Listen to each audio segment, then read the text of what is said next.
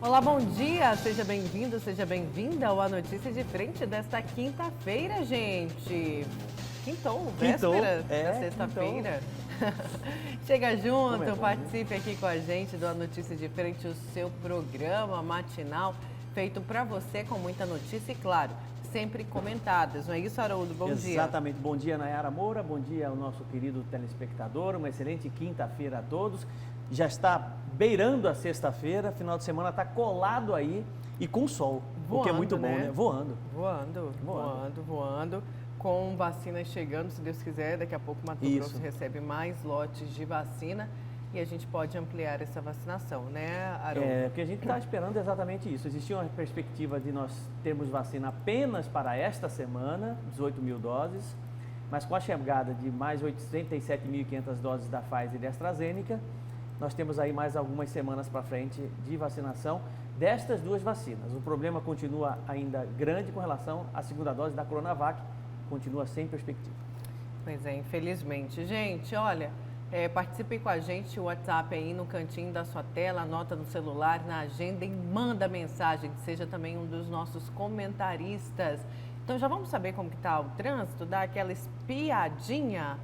Primeiro a gente tem outra, essa é espiadona, porque essa imagem é linda demais. Temos a imagem da Superlua, é isso, Olha, Verônica Raquel? Essa imagem foi feita pelo nosso repórter cinematográfico, o Marcos Xavier. Marquinho, parabéns. Obrigada por dar esse presente aqui pra gente. Que imagem linda, ela tá bem ali em cima da padaria do Seu Souto. Quando a gente chega aqui no Grupo Gazeta, tem uma padaria que é do Souto, aqui em frente, Monte Líbano. Ela tá bem ali, escondidinha não, porque não tem como se esconder, né? Uma belezura dessa. Obrigada ao Marco Xavier mais uma vez. Olha só, que linda, gente. Linda, linda, linda. A gente tá à vontade de ficar. Agora você vê uma cor, né, maior, mais laranjada. E dá vontade de a gente ficar ali até sumir, né, Haroldo? Olhando, exatamente, contemplando. Foi feita para ser contemplada. É aquela contemplação que dá vontade da gente se perder ali nas horas, nos minutos e ficar olhando para o céu. E claro, né, gente, sempre agradecendo a Deus por essas manifestações. Aí a lua, olha como que ela tá longe, mas você chega aí pertinho. O Marco Xavier brincou um pouquinho com a imagem. Olha só o tamanho dela, gente. Que lindeza, Marquinho, obrigada por esse presente. Vamos printar, printou, colocou aqui na tela do celular, pode ser? De capa do celular? De capa do celular. E o mais interessante é que na concepção de Pitágoras, né? O grande pensador Pitágoras, temos um pôr do sol, rapidinho. Aí, ó, quer dizer, um pôr não, o nascer do sol. Perdão, Haroldo, só pra gente não perder essa imagem. Dois símbolos da perfeição, porque o círculo na cabeça de Pitágoras era exatamente isso, a representação divina, do perfeito, né? A figura geométrica que representa a perfeição é exatamente o círculo, sabe? E é muito interessante isso, né? Muito bonito. Olha que coisa linda. Olha que linda. Eu acho difícil encontrar outro lugar que tenha um nascer do sol tão bonito como esse, porque realmente... Nascer e pôr. Nascer e pôr. Pega o Pantanal Mato Grossense, por exemplo, nesse exato momento, o nascer do sol. É uma das maravilhas do mundo, não tenho dúvida. Né? Eu que já presenciei por vários locais, vários estados, né?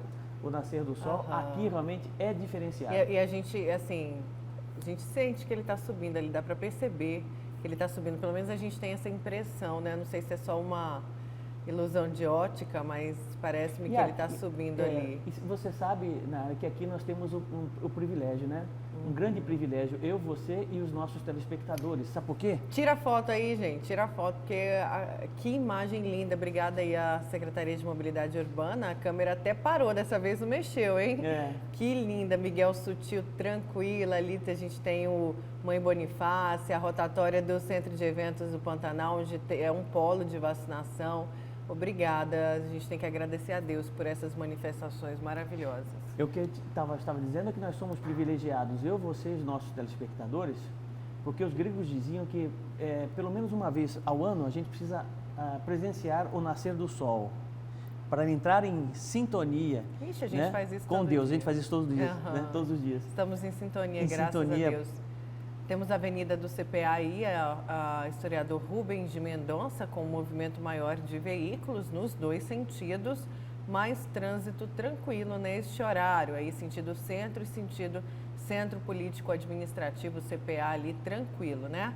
Vamos a outro trecho do trânsito também, é um trecho aí da Avenida do CPA, né? Agora a câmera girou aí para ruas alternativas, trânsito bem tranquilo neste horário, um movimento maior estava ali mesmo, naquele outro trecho. Aí tem subindo a Mato Grosso, também bem tranquilo, o trânsito neste horário, a coisa começa a pegar mesmo depois das 7 horas, 7h30, o trânsito fica mais movimentado. Aí região central, Prainha, também trânsito muito sereno, movimento de carros, mas fluindo normalmente.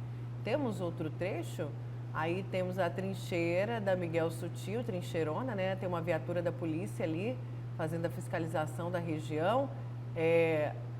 Faixa de pedestre apagada, Haroldo, olha ali, nos dois sentidos, faixa de pedestre bem apagada, atenção CEMOB aí, vamos corrigir isso, porque o risco é grande. Tem um ciclista ali passando, ó, e aí não consegue, né? Porque não, a faixa de pedestre ali, outro pedestre também passando, a sorte é que não tem. Teve um atropelamento ontem, não foi, com vítima fatal? Teve uma servidora pública na Avenida do CPA? Na Avenida do CPA, olha o perigo dessas faixas. Aí o povo fala, a CEMOB fala, mas tem faixa ali na frente, tem um sinaleiro, ela atravessou num lugar que não podia. Tudo bem, gente, mas tem muito lugar que a faixa está muito apagada. Está muito apagada, a gente precisa cuidar disso urgentemente. A gente tem a imagem mais do alto, o trânsito bem tranquilo aí na trincheirona da Miguel Sutil, muito tranquilo, neste horário. A CEMOB podia fazer um levantamento exatamente, porque existem várias partes da cidade que estão sem esta pintura, ou pelo menos a pintura está muito desgastada, né, das faixas de pedestre. Então, fazer um levantamento prévio disso, e eu acredito que não seja um custo tão alto para poder ir. Claro que a importância da faixa de pedestre, tanto para o motorista quanto para o pedestre, é fundamental. E realmente, este é um problema na nossa cidade. E a preferência no trânsito, como diz já o Código Nacional de Trânsito, é o pedestre, né? Ele tem a preferência, sempre. Então temos que ter mais atenção, porque essas duas faixas aí estão apagadas, não estão em conformidades com a lei de trânsito. Atenção aí a Secretaria de Mobilidade Urbana, o diretor de trânsito Michel Diniz, que eu sei que assiste a gente. Vamos resolver essa situação aí. Viatura da Polícia Militar, a Polícia Militar fazendo a fiscalização nesta manhã. Um abraço aí para a corporação também. Nesta manhã de quinta-feira, fiscalizando esse trecho aí da Miguel Sutil, na Trincheirona. Daqui a pouco a gente volta com mais imagens do trânsito. Agora já temos o João Fernandes aí com a gente. Vamos então com o repórter João Fernandes, que vai trazer detalhes para a gente sobre a assinatura do contrato de concessão do terminal rodoviário de Cuiabá. Vamos ao vivo com o João. Aí próximo, eu acho que o João deve estar próximo. Aí, ó, o Marco Xavier, já com imagens da Lua pra gente. Marquinho, obrigada. Marco Xavier, nosso repórter cinematográfico. A Lua agora claro, né? O céu claro, mas a Lua aí, ó, Vivinha da Silva. Linda, brilhando. Obrigada, Marquinho, por essa imagem maravilhosa. João, bom dia, tá por aí com a gente, contemplando também?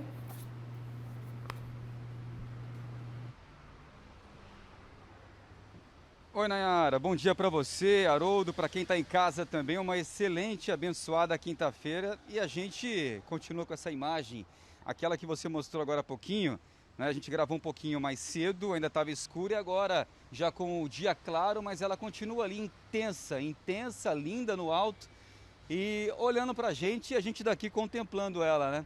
Imagem do Marco Antônio Xavier, imagem linda, né? Logo cedo, para quem está acordando agora, indo para o trabalho, uma ótima contemplação já logo pela manhã, né? E a gente está aqui na passarela, na passarela bem em frente à rodoviária, né? E o trânsito, você falou de trânsito agora, o trânsito por aqui já começa a se intensificar um pouquinho, bem próximo da passarela, para quem vai para os dois sentidos aqui, sentido Chapada, Estrada da Guia e também o centro da cidade, o trânsito começa a ficar um pouquinho mais intenso por aqui. Mas vamos falar do contrato de concessão da rodoviária, uma concessão que vai acontecer por 25 anos. Não tem problema não, está preocupado com o tripé ali no fundo, não tem problema não, viu, Tarcísio? O Tarcísio está ajudando aqui o Marco Antônio Xavier, olha só, Esta é a rodoviária, o terminal rodoviário de Cuiabá, engenheiro Cássio Veiga de Sá. Portanto, essa concessão, esse contrato, ele foi assinado, então esta empresa, a Sinarte, que é a Sociedade Nacional de Apoio Rodoviário e Turístico Limitada, passa então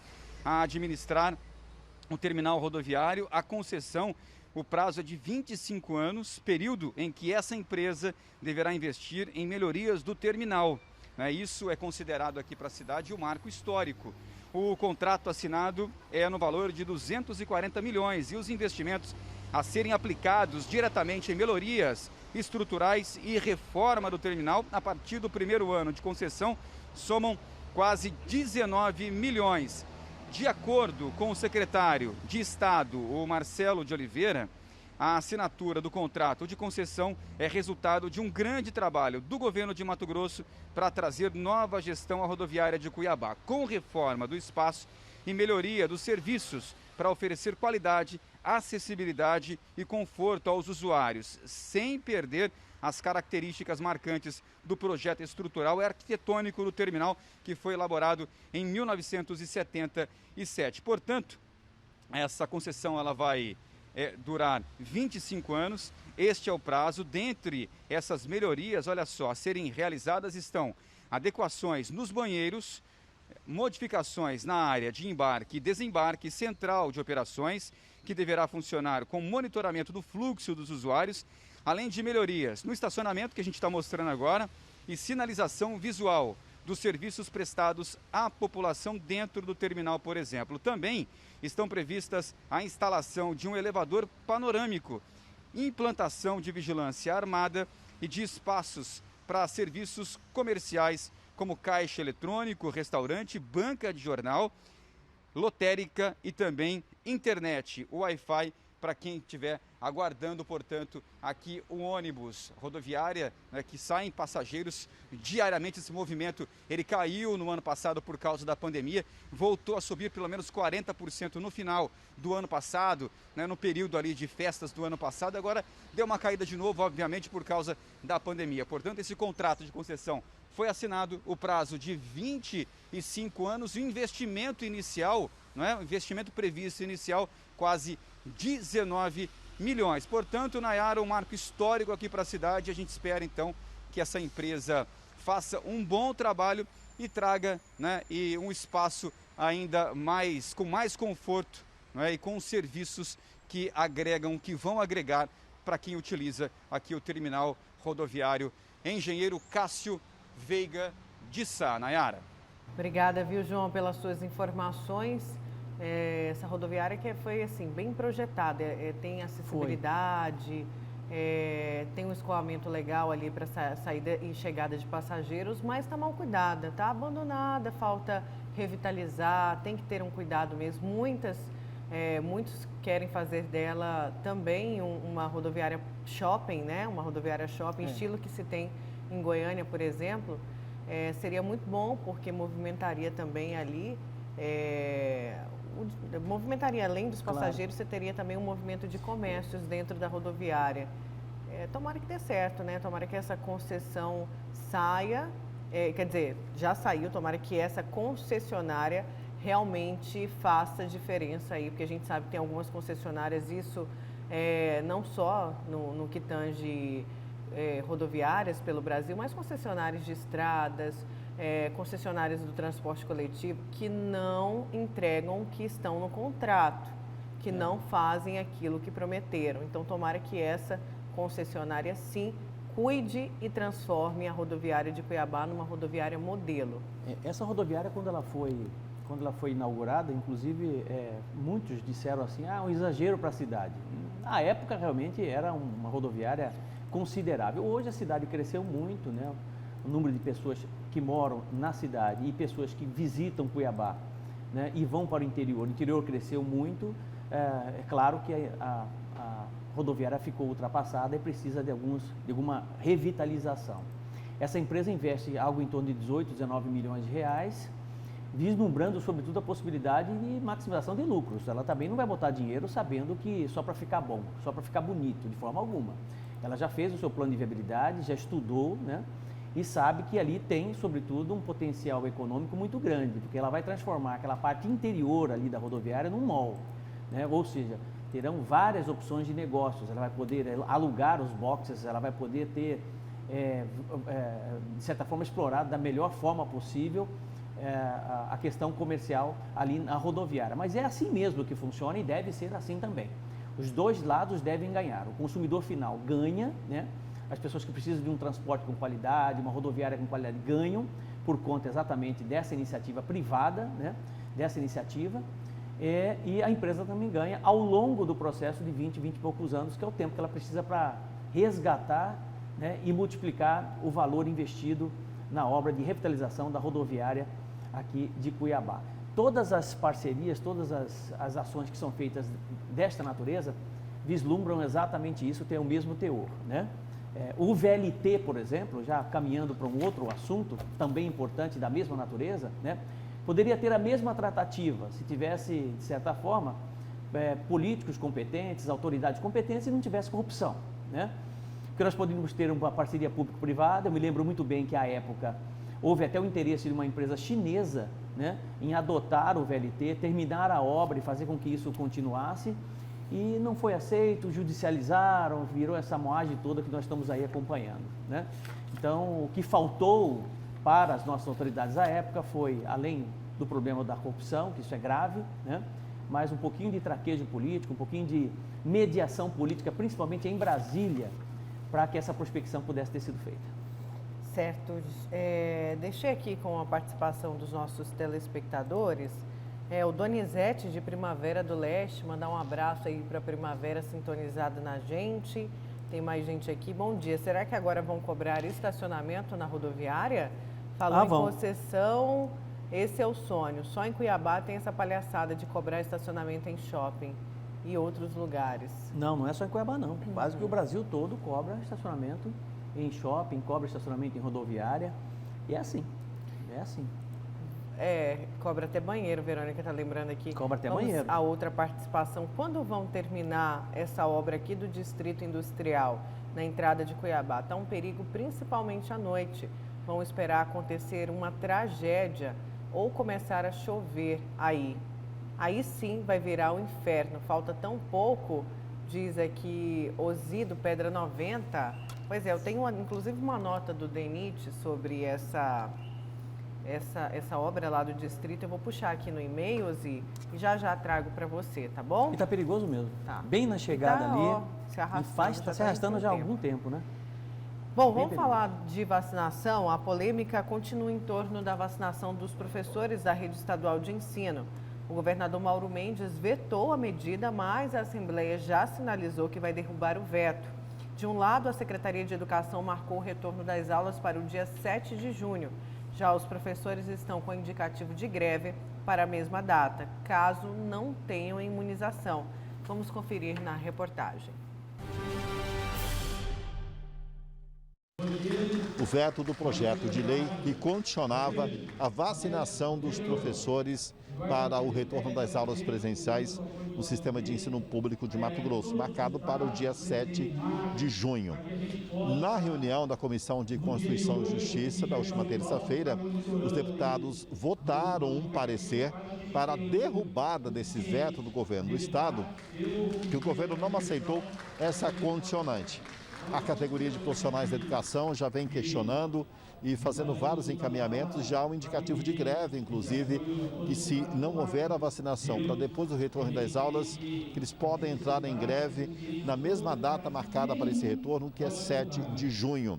Portanto, a discussão bastante ampliada na Assembleia e também concomitante com a situação do próprio líder do governo na casa, o deputado Dilmar Dal Bosco, do Democratas. Nós conversamos com a deputada Janaína Riva sobre essa questão, ou seja, a falta até de encaminhamentos por parte do governo do Estado para esse esclarecimento, ou seja, do retorno da educação e também a garantia de vacinas. Nós não queremos derrubar o veto, nós queremos que os professores sejam vacinados para voltar às aulas. Então, acho que é mais nesse sentido que, se houver uma negociação, a Assembleia, sem dúvida, acho que todos aqui, isso será unânime, retira a apreciação do veto para que o governo possa editar a nova portaria. Mas a gente quer que edite uma nova portaria, modificando e principalmente levando em consideração falta de vacina e também a terceira onda de Covid, o aumento de casos de internações nos hospitais públicos do estado.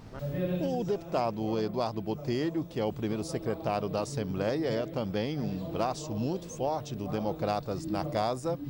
Ele preferiu fazer as vezes do líder do governo e garante que não há necessidade da derrubada do veto, porque ele teria conversado ainda nesta quarta-feira com o secretário de Educação, Alan Porto, que está monitorando essa questão do retorno das aulas, também com a análise de uma possível terceira onda e de novas variantes do coronavírus que já está no Brasil e que pode chegar a Mato Grosso. O governo tem o entendimento dele, vetou, nós estamos conversando inclusive em relação a isso, que eu vejo assim que é possível, a conversa que nós tivemos com o secretário hoje, que ele garantiu que, em justificando o aumento da pandemia, ele vai paralisar novamente as aulas e esperar a vacinação. Então nós estamos monitorando isso daí. Então eu acho que o momento hoje talvez seria retirar esse veto, aguardar isso e lá na frente a gente votar para não derrubar esse veto. A expectativa era que o líder do governo solicitasse essa retirada do veto da pauta, mas dependeria de um entendimento também com o presidente da casa, deputado Max Russi, e lógico da própria bancada do governo, que segue aí alinhada com o deputado Gilmar Dal Bosco nessa história de se manter líder, mesmo sendo denunciado, e com um apoio muito claro também do próprio Democratas, como o deputado Botelho já teria colocado isso perante a Assembleia em negociações com o próprio Palácio Paiaguás para que haja esses encaminhamentos. Mas, por enquanto, a situação ainda não está resolvida e os professores mantêm o seu indicativo de greve. Então, sem vacina, sem aula, segundo o Sintep, né? Pois é, sem vacina, sem aula, né? E o que acontece é assim, nós tivemos, não sei se vocês se lembram, alguns meses atrás, acho que foi no começo de abril, nós tivemos um compromisso do governo do estado com as forças de segurança de iniciar a vacinação. E iniciaram a vacinação meio conturbada, né? Eu me lembro muito bem que os policiais, bombeiros foram vacinar, agentes penitenciários foram vacinar e não tinha vacina. Aqui em Cuiabá. Aqui em Cuiabá, né? E o governo fez um compromisso de reservar 5% do contingente de vacinas, né, a quantidade de vacinas, para que chegassem em Cuiabá, em Mato Grosso, para vacinar as forças de segurança. E a previsão para vacinar todos os policiais, bombeiros, né, todos os partícipes das forças de segurança, era até agora, finalzinho de maio, começo de junho, mais tardar final de junho, todo mundo vacinado. Pelo menos eu me lembro muito bem que o Bustamante disse isso. Eu não sei a que pé está isso hoje, né? É porque, desculpa, só para te trazer essa informação que esse quantitativo de vacina, tanto da educação quanto das Forças Armadas, eles destinam 10% da vacina para eles. 10%. Então, não é todo mundo. Agora, nessa última etapa do Plano Nacional de Imunização de grupos prioritários, depois das comorbidades, vão entrar os profissionais da educação e os profissionais da segurança. Eles precisam seguir o PNI. Aí tem que ser todo mundo. Aí tem que ser todo mundo, o Plano Nacional de Imunização. Mas o que eu estou dizendo é o seguinte, está tão próximo, né, de certa forma, para que nós possamos vacinar os profissionais de educação, que eu vejo completamente desnecessário esse retorno às aulas num momento como esse.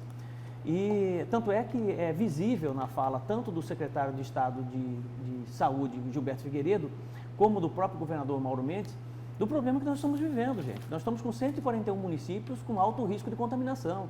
Nós estamos com a ocupação de UTI aumentando a cada dia, né? Então, absolutamente nada justifica o retorno às aulas num momento como esse. O único que quer que retorne às aulas, que acha que está tudo certo, é o próprio secretário estadual de Educação, o Alan Porto. O resto, todos, de certa forma, acreditam. Tanto é que o próprio TJ, né, os outros poderes, já estão em teletrabalho novamente. Não voltaram e não vão voltar por conta desse percentual de contaminação que está alto aqui no estado de Mato Grosso. Então, não vejo necessidade nenhuma de pressa num momento como esse. É preciso, sim, que vacine os professores primeiro, dê segurança aos professores e, consequentemente, você vai dar segurança, inclusive, para alunos, né? E aí volte com mais segurança. A última notícia que a gente tem é que o Estado já faz essa reavaliação dessa volta às aulas no dia 7 de junho. Se aplicar o bom senso, né, sob o ponto de vista de proporcionalidade e sabedoria, nas suas decisões, o governo, sem dúvida, vai tomar esse caminho de segurar esse momento, né, vacinar os professores primeiro, para depois retomar as aulas. Olha, mudando de assunto, 3 municípios mato-grossenses terão eleição suplementar para prefeito e vice-prefeito. Os eleitores de Acorizal, Matupá e Torixoréu vão ter que voltar novamente às urnas no dia 1º de agosto. Antônio Carlos Silva explica pra gente. Olá, a eleição suplementar para prefeito e vice-prefeito em Acorizal, Matupá e Torixoréu vai ocorrer devido a crimes eleitorais praticados por candidatos nestas 3 cidades nas eleições municipais de 2020. Cada uma teve a sua peculiaridade, né? Houve indeferimento de candidatura, houve problema de prestação de contas. Então, em suma, culminou com as 3 anulações, né, dos 3 municípios. E isso implicou na renovação de toda a eleição, desde o seu início, observando-se todos os prazos, a possibilidade de novas convenções partidárias, e nós agora vamos enfrentar essas eleições, né, nos 3 municípios, Acorizal, Torixoréu e Matupá. A maioria das pessoas eleitoras em Acorizal, Matupá e Torixoréu podem disputar a eleição suplementar para prefeito e vice-prefeito em agosto.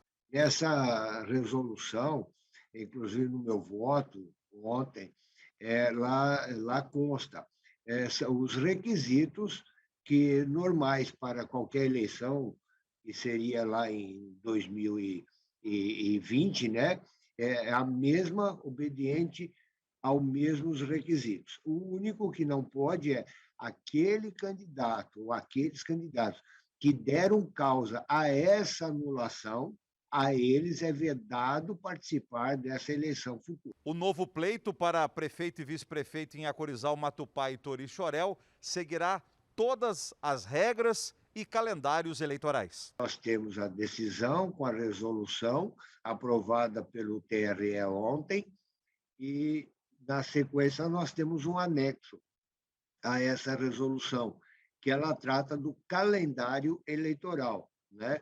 Então, ela começa a dizer que no dia 1º de fevereiro, que já foi lá atrás, é a data limite para todos os partidos políticos que pretendam participar da eleição de 1º de agosto terem obtido o registro de seus estatutos, né? Então, vem todas as regras. Então, vai no dia 3 de março, quem pode votar na eleição, quem tiver inscrito. Aí vem as convenções.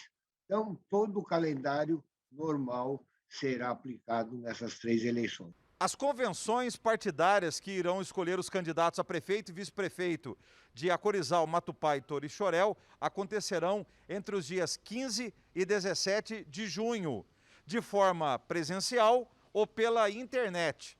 Vai depender da situação da Covid nestes 3 municípios. A possibilidade que nós colocamos é porque nós não sabemos, naquele momento da convenção, se nós vamos estar ainda num pico de pandemia ou se ela vai estar já num grau baixo. Então, nós permitimos tanto a presencial quanto a virtual. E vai depender do momento naquele município e ele obedecer à legislação. Quem vai bater o martelo é o partido político obediente à regra daquele município naquele momento. Uma nova eleição tem custo, é de R$ 6,00 por cada votante. No caso de Acorizal, R$ 35.436. Em Matupá, R$ 51.144. E em Torixoréu, R$ 19.848.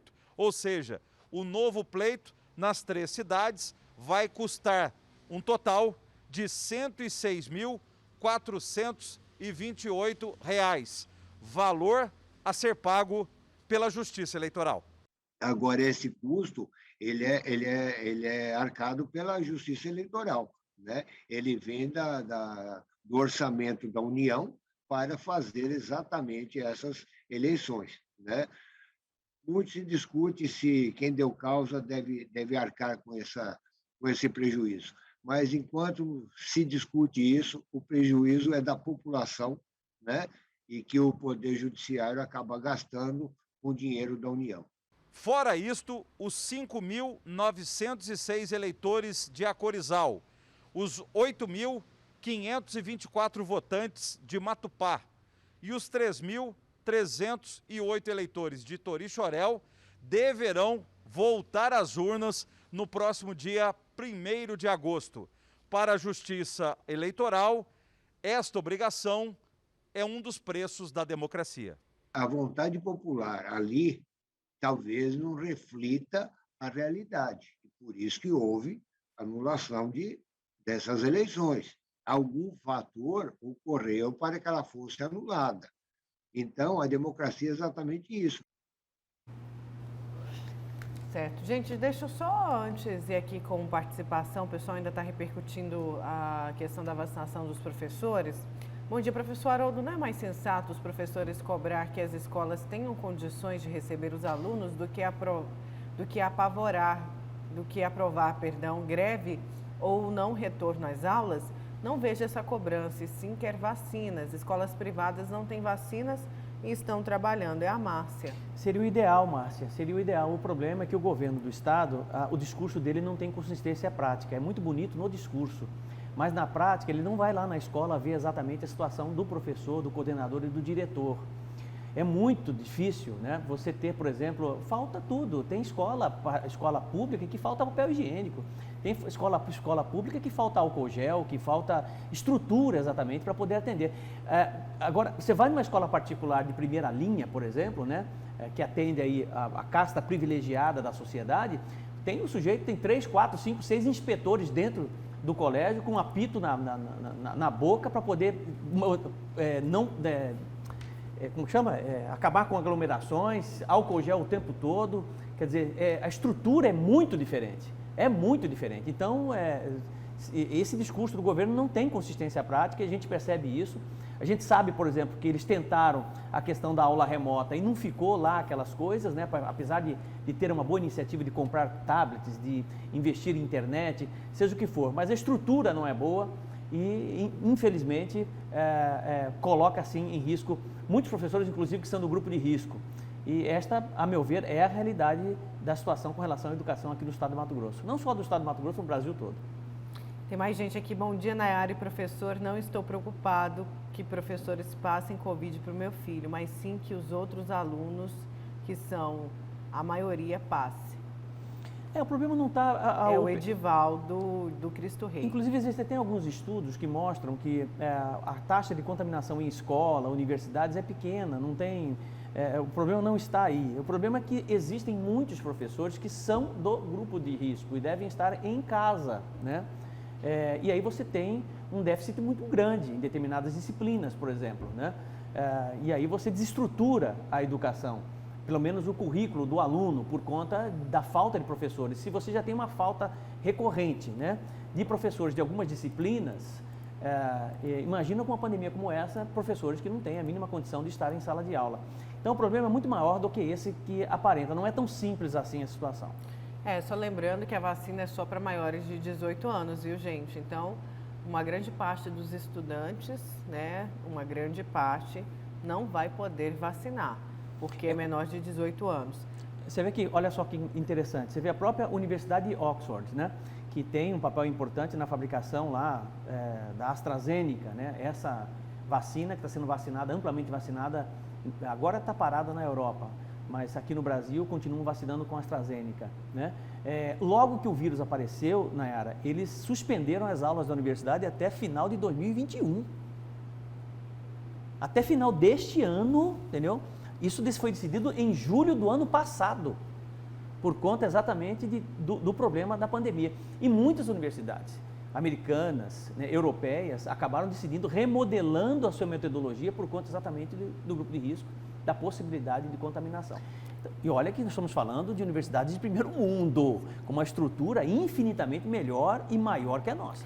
Deixa eu trazer a nota do DENIT sobre as obras de duplicação no Distrito Industrial de Cuiabá, BR-163-364. O Departamento Nacional de Infraestrutura e Transporte, o DENIT, retomou o ritmo de obras da duplicação da BR-163 e 364, ainda no mês de maio, no trecho localizado em Cuiabá. Com 95% dos serviços executados, a duplicação vai modernizar a entrada da capital de Mato Grosso. Com o término do período chuvoso, os serviços de obra devem ganhar um ritmo maior e com prazo para finalizar no segundo semestre deste ano. Em 2021, o DENIT entrou na reta final de execução de obras de drenagem das águas pluviais nos primeiros meses do ano. Agora, falta concluir a pavimentação. A obra federal traz inúmeros benefícios ali para quem passa por esse trecho. Então, a previsão é de concluir ainda este ano, no segundo semestre, porque, segundo o DENIT, estavam esperando as chuvas diminuírem e agora vão acelerar o ritmo, quer dizer, já aceleraram em maio.